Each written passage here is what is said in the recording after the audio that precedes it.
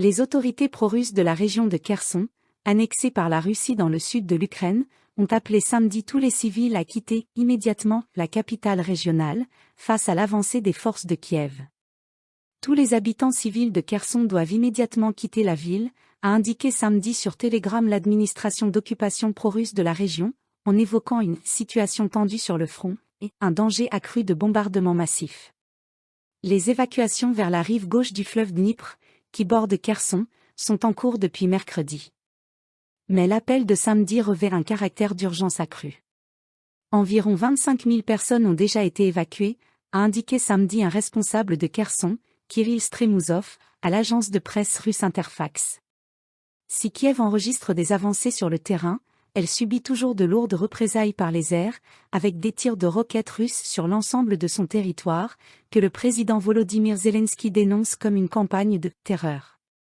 L'agresseur continue de terroriser notre pays. Pendant la nuit, l'agresseur a lancé une attaque massive, avec 36 tirs de roquettes, a dénombré samedi le président ukrainien, sur les réseaux sociaux.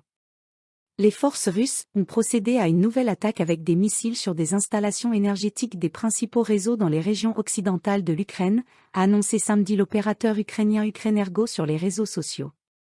Plus d'1 million de foyers sont sans électricité en Ukraine à la suite de frappes russes sur des infrastructures énergétiques dans le pays, a détaillé samedi un conseiller de la présidence ukrainienne, Kirilo Tymoshenko.